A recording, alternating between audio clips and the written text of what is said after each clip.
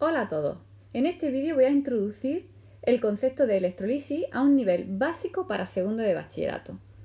La electroquímica es la parte de la química que estudia los fenómenos de electrolisis. Para llevar a cabo la electrolisis vamos a utilizar en el laboratorio lo que se denominan cubas o celdas electrolíticas.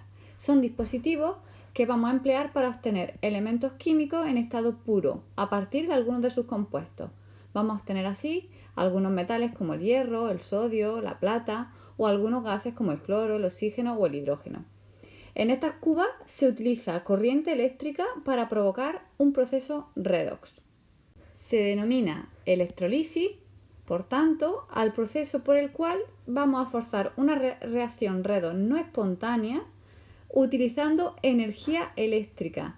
Es por tanto un fenómeno contrario o inverso al que se produce en una celda galvánica o pila. Para ayudaros a entender el fenómeno de electrolisis, os voy a explicar cómo podemos obtener magnesio y cloro a partir de cloruro de magnesio.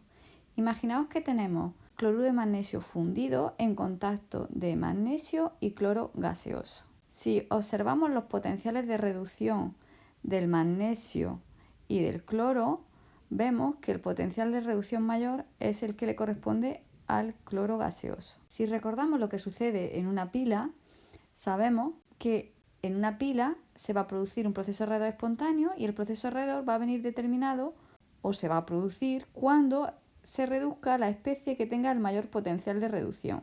En nuestro ejemplo, el cloro tiene un mayor potencial de reducción que el magnesio. Por tanto, vamos a tener un proceso redox espontáneo si se reduce el cloro. Bien, escribimos la reacción de reducción del cloro y si el cloro se reduce, el magnesio debe oxidarse.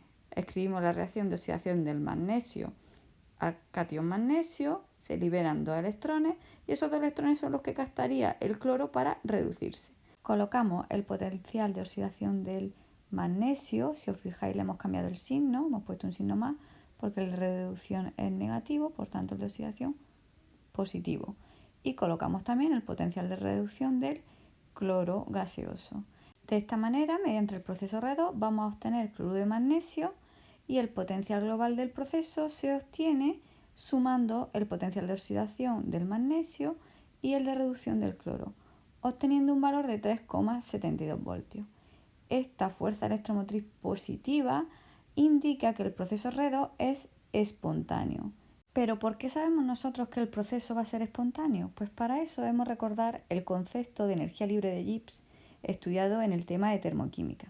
Si recordáis, la energía libre de Gibbs, cuando tiene signo negativo, indica que el proceso va a ser espontáneo, mientras que cuando tiene un signo mayor que 0, nos va a indicar que el proceso es no espontáneo.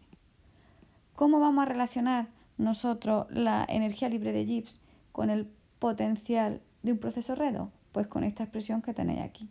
La energía libre de Gibbs va a ser igual a menos n, que sería el número de electrones, en nuestro caso 2, F, la constante de Faraday, y el potencial del proceso global. Si os fijáis, siempre que el potencial global del proceso redox sea positivo, voy a obtener una energía libre de Gibbs negativa y por tanto un proceso espontáneo. Esto se debe al signo menos que tenemos aquí en la expresión para calcular la energía libre de Gibbs. Bien, eso es el proceso redox espontáneo, pero yo en una celda electrolítica o cuba lo que quiero es el proceso justamente contrario. Quiero descomponer el cloruro de magnesio para obtener magnesio y cloro. ¿Cómo podemos hacer entonces para obtener ese proceso redox no espontáneo? Bien, en química lo vamos a conseguir aportando una energía suficiente para superar esa energía libre de Gibbs. ¿Cómo aportamos esa energía? Pues en forma de corriente eléctrica, utilizando por ejemplo una batería de corriente como tenéis en la figura. Vamos a describir poco a poco esta cuba electrolítica.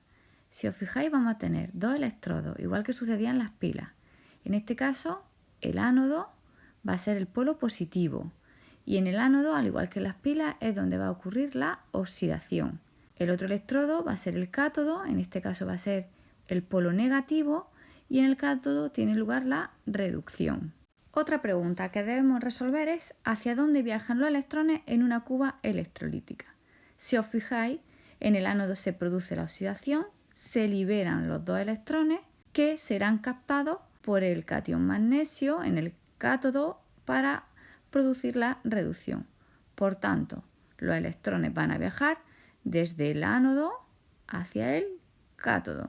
Por último, podemos preguntarnos hacia dónde van a viajar los iones positivos y los iones negativos en una cuba electrolítica. Los iones positivos van a viajar hacia el cátodo, polo negativo de la cuba electrolítica, y los iones negativos van a viajar hacia el ánodo, polo positivo de la cuba electrolítica.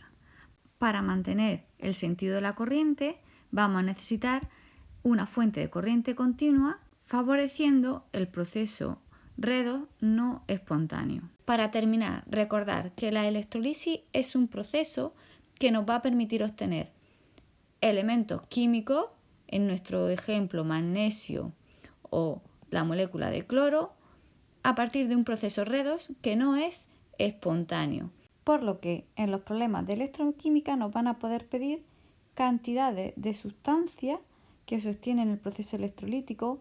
También nos van a poder pedir el tiempo necesario para que la intensidad de corriente genere esa cantidad de sustancias. Nos podrían preguntar qué intensidad de corriente necesitamos o incluso podrían preguntarnos por la carga del metal. Hasta aquí las explicaciones de electroquímica. Nos queda ahora aprender a resolver problemas de electroquímica. Nos vemos, por tanto, en mi próximo vídeo. ¡Hasta pronto!